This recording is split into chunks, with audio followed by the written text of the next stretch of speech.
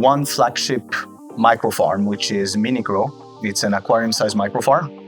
And as I said before, it allows users to grow their own greens indoors year-round with almost no effort. You really don't need to know anything.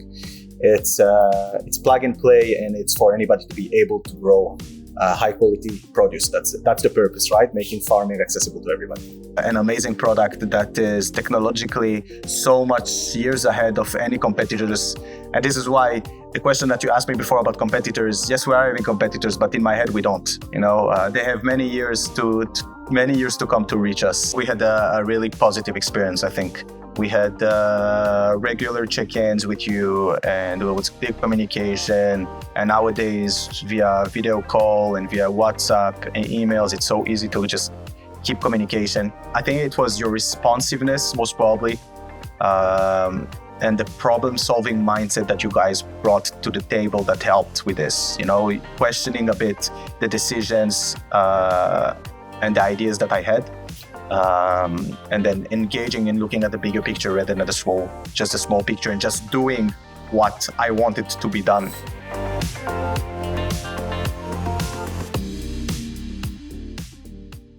We have invited for today's interview our long-term partner and customer, Evyatar Bukai, CEO of the Grovero company. Hello. Hi, František. Hello, Evyatar.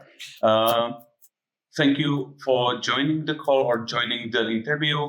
I would like to discuss with you today one topic, which is, I would say, kind of a recapitulation or summing up our cooperation, which was more than 1 year or something, about the development of your electronic device. So thanks a lot for joining the call, Evyatar. Actually, I would like to have a discussion with you about our development process and your product. Could you present us a little more closer your company, Grovero? Yeah. So there's a lot to say, but I'll keep it short. So Grovero, we are a startup that designs smart, compact indoor microfarms that we're installing in restaurants or food businesses, and we help chefs, restaurants, and conscious consumers grow ultra-fresh greens. May there be herbs of microgreens on-site using hydroponic technology. Our field of expertise really combines agriculture, sustainability, and smart hardware, and we are doing it all in a very user-friendly and beautiful design format. Mm-hmm. Thank you. Actually, so your main customers are the restaurants, especially? Yes, so our primary customers are chefs and restaurants who wants to improve flavor, freshness, and sustainability in their kitchen, more specifically of their green vegetables. We are slowly also expanding towards upscale home users and interior designers that are working on boutique hospitality projects. But this is towards the end of the year. But for now, our primary are chefs and restaurants indeed. Mm-hmm. Thank you, Evyatar. Actually, do you have any competitors on the market? Yeah, so we have a few competitors without saying them by name, because I'm sure that the people behind the screen can most probably find them. We are having both larger vertical farming systems, so they're vertical indoor farms, and smaller hydroponic kitchen gadgets, we call them, that are on the market.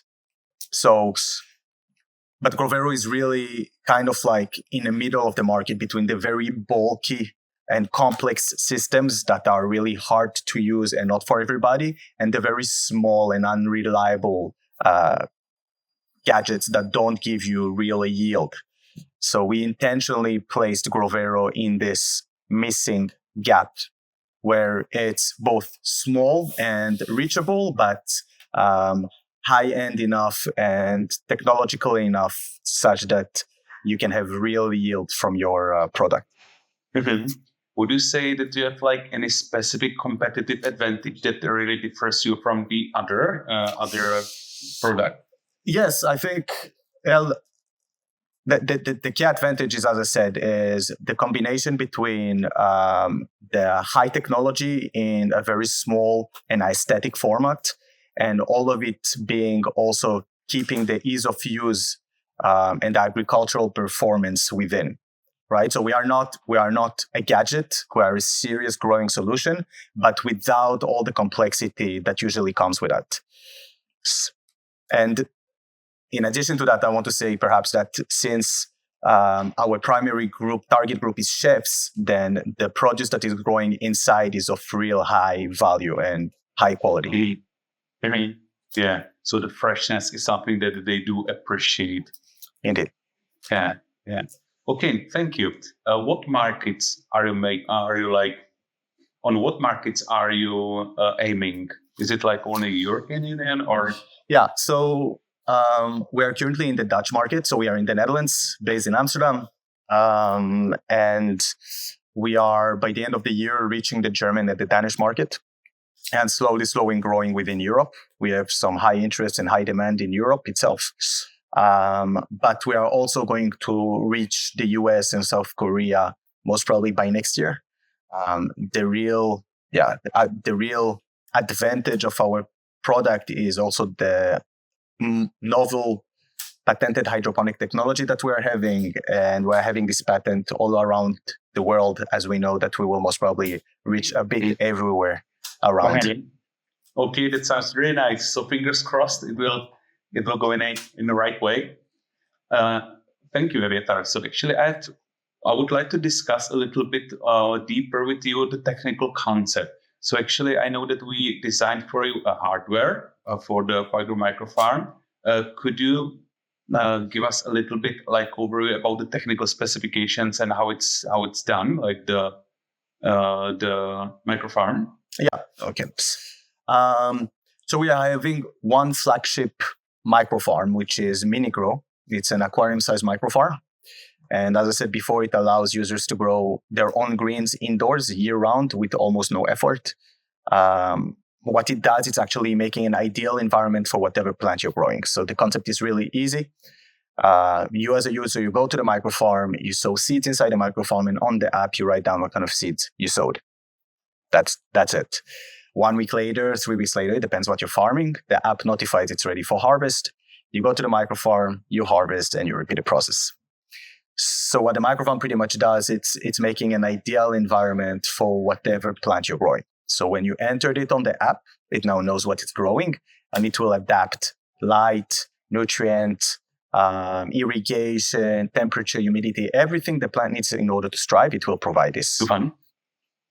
Yeah. Okay, so you don't have to be like kind of a growing specialist or growing professional, and you can grow like the vegetables or the plants thanks the app and thanks the microfarm, which will do everything like on your behalf.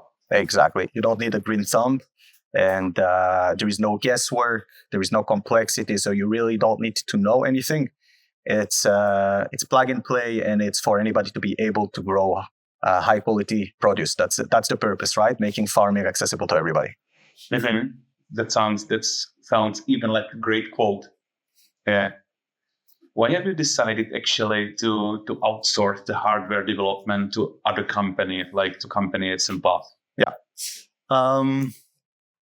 Like we had a strong internal vision and prototyping ability, I think, from the very beginning. I'm a robotics engineer by profession as well, so I had that as well. But for a small startup to have all the technical expertise and the knowledge to create such a complex product, ready-made product for the market, it's another big step from the prototype itself, right? So you have all the requirements, all the specifications, but on the other hand, you do need this expertise from different angles that you need to bring in order to be able to commercialize and market the product itself, right? To produce it in big quantities. Now, we could have gone the way of doing it ourselves, but this most probably would have taken us a lot of time and would have needed to involve a lot of people, a lot of parties. And in a startup such as ours, you need to decide to pick your battles. And in our case, when you're finding a partner such as ASN Plus, as you guys, for example, then it's ticking the boxes of being able to bring forward this expertise. And it's just a good solution to go forward from the prototype and really taking the product towards the market out there as fast as possible and as good as possible, given that companies such as yourself had the knowledge to do so. Okay. So do I understand correctly that right now the product is ready for the market, or it's even already been sold? Yeah. So the product is being sold already. Obviously, we've been talking also with František here before, but R&D never stops. So the first product and the first version, which is not the first version officially, but it's the first version out there, is being sold and is working very, very well. And we are already going forward with the next versions based on feedbacks that we got and based on feedbacks that we experience ourselves towards the next version of the product. That's great to hear. That's actually really a good thing. How long have you been developing the device, like altogether? Do you have like any count? You want to talk about which number of version it is? It's 28 maybe not. It was quite a process. We started from a big product and then we had to scale it down. But I think if we're talking about the current version that we're talking about, the aquarium-sized microfarm, so the MiniGro itself, I would say it's been like 2.5 years, perhaps 2 years, 2.5 years of this specific version. Yeah. Because I know that before you addressed us as a company, you had a working prototype that proved like the concept that it's something that works. But you wanted to make the concept, which stay or design much more like professional and ready for the serial production. When you were deciding whether to do it like the development internally or maybe engage a third party such as ASN Plus, could you or do you remember the deciding process, or could we talk about a little about this one? I think from my perspective was a bit easy to understand where this is going, because as I said, I'm by profession, this is what I've been doing. I've been working with very complex products that are mixing hardware and software and firmware in my professional life before. So I knew what it involved, all the way from ideation to specification to requirements to conceptual design to detailed design. There is a whole life cycle of the product. There is a long way. And luckily for us and for me, I knew what this entails. And I knew that there will be moments where I will need to request from help. And then the question would be, do I hire people internally or do I outsource it? Right? Again, I don't remember specifically when it was. I think when we had a prototype, an MVP that was working really well with Raspberry Pis, with libraries that already exist, and when this was the limiting factor, and the limiting factor was taking it from prototype to production ready, this is when I knew that this was the right time to do it. Because yes, you could perhaps make microfarms with a lot of Raspberry Pis and put it out there. But this will most probably be cheaper if you only produce just 100 microfarms. But if my vision is to produce thousands of them in the coming years, then I need to get ready and get the right tools in order to make it happen. So yeah. Yeah. Okay. Thanks. Have you been considering to maybe engage or employ your own developers and compare it with, for example, third party, or it was, I would say, clear from the beginning that you want really to go with the third party company? Yeah, I think you're having three kind of ways here. You could do it. You could do everything internally yourself. You could do everything externally yourself. Externally, such as outsourcing it, and then you could, and most probably you will be, do some kind of mix, right? With a product so complex such as ours that is involving so much complexity, hardware, software, cloud, databases, everything. If I would need to hire people internally, I would need a team of, 6, 8 engineers just doing development, right? Software. And on the other hand, if I'm just outsourcing it, then if I wouldn't have the knowledge to do it, or I wouldn't have the time, and I currently don't have the time, I need people within the company that understand what really needs to happen in terms of the requirements and what our clients really need. So I think the ideal scenario, and this is what we're doing in our case, is we're having some people that are internally doing it. A person that is a software guy, a person that is a firmware guy, but then that can use the expertise and the power source of people and teams such as ASN Plus in order to really organize everything around. Mm-hmm. Yeah. You're a little bit helping me with another question, because I have another question. When we you engaged us as a third party, what was, I would say, the biggest added value that you received with engaging the third party company? The biggest thing. I think perhaps the clarity and the confidence to understand if this dream and the idea of ours is actually doable and makes sense as well. I mean, there is a big difference between an idea and making it happen. But there is a thing that, there needs to be some understanding of people such as yourself that have reached already the end and that know what such complex product entails, right? And what kind of hours we are talking about and what kind of costs and budget we are talking about. And I remember when you and I, we sat at the very beginning and you told me, Evyatar, it's going to be so much more and so much more complicated, so much more time, so much more, and I was saying, yeah, but I was kind of doing this, didn't want to hear it from one side, because if back then I knew about the complexity, I don't know if I would by myself go on with this. But it was good that there were people such as yourself that were always here to kind of re-put it, onto the right path and to remind that, hey, this is normal. It's normal that it's taking 3 more months. It's normal that it's costing X more time, right? And X more money. Because at the end of the story, it will be worth it. And it was worth it. But yes, I think this is the biggest added value, to have a sparring partner and people that understand about it. Yeah, thanks. So actually, despite the information about, I would say, the amount of the hours expected, about the estimation was not, I would say, nice to hear, you appreciate it after the tunnel, correct? Yeah. And being honest, František, you and I, it was so much more than what you thought as well. So yeah, it was so much more. But at the end of the story, it ended up to be an amazing product that is technologically so much years ahead of any competitors.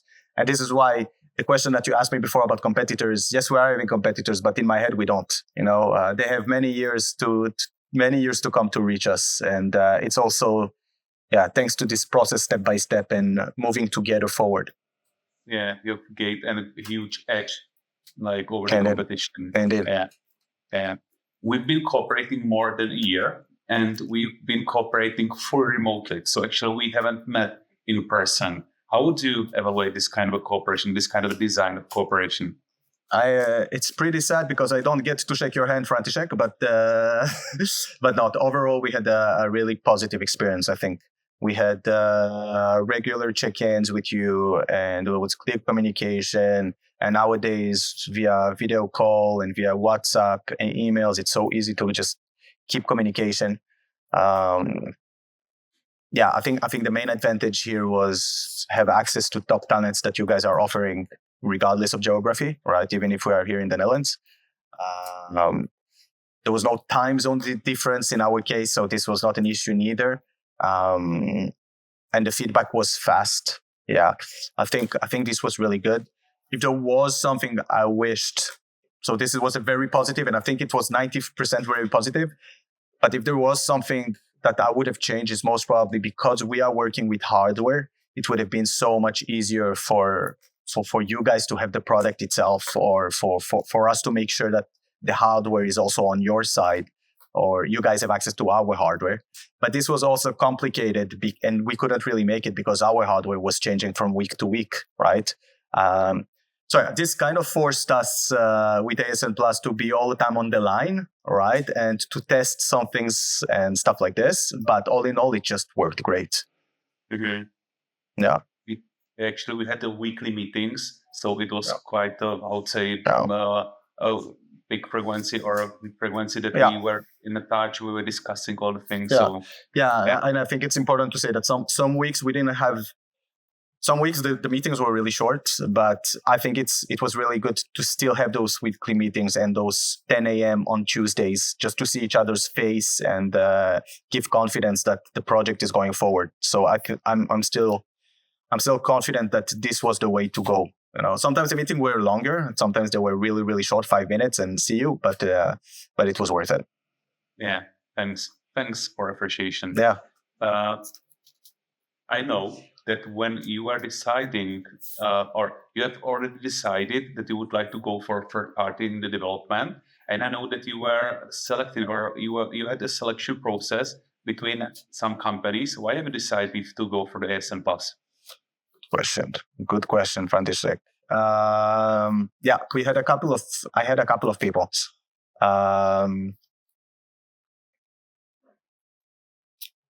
That's a good question. I think it was more about the feeling, honestly. It's hard to judge because from our case, I remember what I was doing is that I gave a requirements document and a specification document, and I kind of asked from the parties such as yourself for a bit of a plan of how much time this will take, how much R&D hours, how much money and budget this will cost for a first prototype, for example, and stuff like this. But I think it was your responsiveness, most probably, and the problem-solving mindset that you guys brought to the table that helped with this. Questioning a bit the decisions and the ideas that I had, and then engaging and looking at the bigger picture rather than just a small picture, and just doing what I wanted to be done. And I think at the end of the story, this is why I went for ASN Plus. Mm-hmm. Okay, thanks. Actually, I would like to appreciate if we are discussing this kind of really early stage of the project, the preparation that you were having, and actually the expectations and technical knowledge that you are having is something that we would like to really appreciate as well, because from the very beginning of the project, you really knew what to do, how to do that. And actually, on the other hand, you are open to the expertise and maybe the recommendations and the opinions about our company or from our company. So actually, this kind of a mixture about I know what to do, but I'm really open to the other opinions. It's something that was really, I would say, fresh air, and it was something that we really appreciated, and I would appreciate it as well. So that's why maybe the project went really straightforward, despite that there were definitely roles and some of the things that you had to go through, and some of the maybe one-way streets that had to end as it is regarding development. But that's something I really like to see when the customer wants to do it in such a way, and he knows what to do and how, but he's open to the recommendations and opinions. Yeah. And actually, I'd like to also appreciate your attitude, your actually every weekly meetings was kind of a pleasure for us. It was really good cooperation, and it was really nice to discuss the things with you, also with your brother Itamar, who is the CTO of the company, and like again your mixture of the expertise and kind of a nice, pleasant and maybe polite way of the communicating and solving the issues was something that we would like to appreciate as well. Nice, yes, yeah, nice. Thank you. It feels like a goodbye, František. Don't say. Don't. Right? I hope it's not a goodbye, but yeah, it is. Yeah, I share the same feeling there. Yeah, actually, it's not a goodbye because I know that you are just. I know that you don't want to hear that, but you are in the middle of the process. Indeed.